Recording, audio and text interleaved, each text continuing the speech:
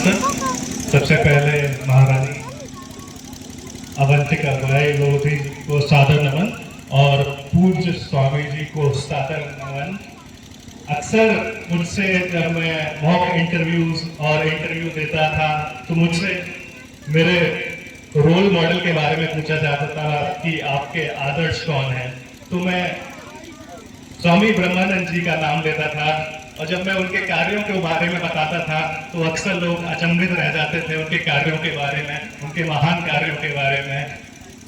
तो जो स्वामी जी का जो संघर्ष है, जो स्वामी जी ने शिक्षा के लिए किया, तो उससे जो मेरा रास्ता था, पहले मैंने एमबीबीएस किया, फिर सिविल सर्विसेज की तैयारी की, तो स्वामी जी के संघर्ष से जो मेरा रास्ता था वो बहुत आसान हो गया, काफ़ी आसान हो गया। ये जो भी है, जो सिलेक्शन है, जो एमबीबीएस किया, वो सिर्फ और सिर्फ स्वामी जी का आशीर्वाद है।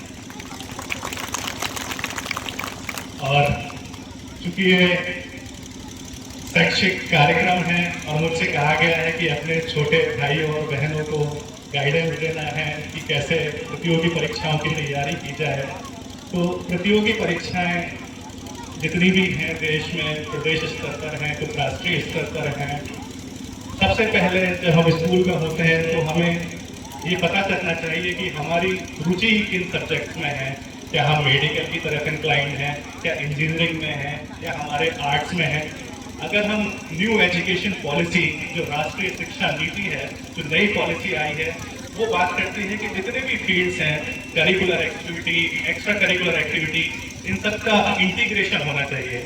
जो हॉलिस्टिक डेवलपमेंट की जब हम बात करते हैं तो करिकुलर, एक्स्ट्रा करिकुलर, पढ़ाई, खेल कूद, सब सारी चीज़ों पर फोकस करना है। खेल भी उतना ही महत्वपूर्ण है जितनी पढ़ाई लिखाई। तो प्रतियोगी परीक्षाओं की बात करें तो सबसे पहले तो अपना रुझान जानिए कि आप किस तरफ आपका रुझान ज़्यादा है, उस फील्ड को आइडेंटिफाई करिए। कई बहुत से ऐसी फील्ड्स हैं जो एक्सप्लोर्ड नहीं है, जैसे NDA, national defence academy, army में जो ऑफिसर्स होते हैं वो हमारे क्षेत्र में उसकी प्रिपरेशन का इतना ज़्यादा फोकस नहीं किया जाता है। बहुत कम एस्पिरेंट्स होते हैं जो इस तरफ जाते हैं। दूसरा एक फील्ड है क्लैट, जो कॉमन लॉ एडमिशन टेस्ट की बात करते हैं, जो एडवोकेट्स बनते हैं, जो लॉयर्स बनते हैं, मर्चेंट नेवी है, बाद में जाके बहुत सारे अच्छे ऑप्शंस एक्सप्लोर होते हैं इससे। तो सबसे पहले जैसे लक्ष्य है, हम सबका एक ही उद्देश्य है कि हम आपको गाइडेंस प्रोवाइड करवा पाएँ कि कौन कौन से करियर ऑप्शंस हैं।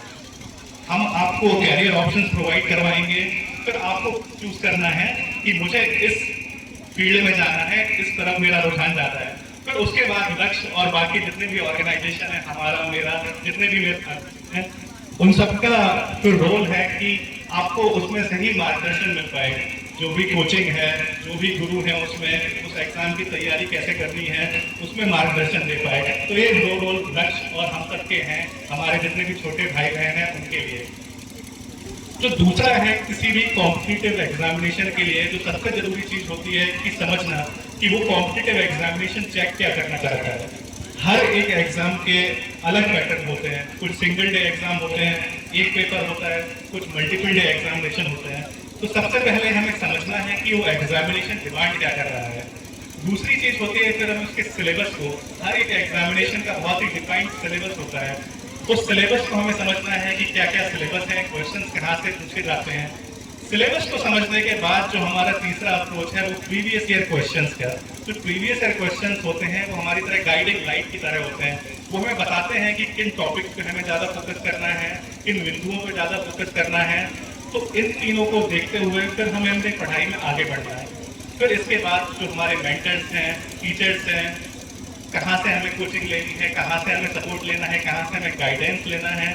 टीचर्स को ढूंढने के बाद जो वो राह दिखाते जाएं, जो मार्ग दिखाते जाएं, उसे फॉलो करना है।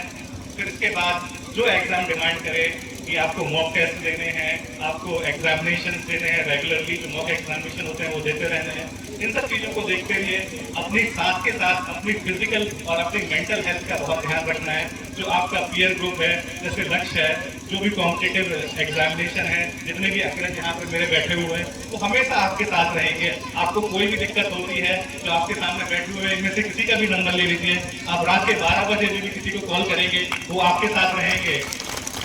तो आपको कोई भी समस्या आए तो अपने अग्रजों से बात करिए, अपने बड़े भैया बहनों से बात करिए, हम सब आपके लिए हैं। तो यही बस मैं कहना चाहूंगा कि आप अपने लक्ष्य सेट कीजिए, अपना गोल सेट कीजिए, बाकी आपको सपोर्ट करने के लिए, आपको गाइड करने के लिए हम लोग हमेशा हैं यहाँ पर। धन्यवाद।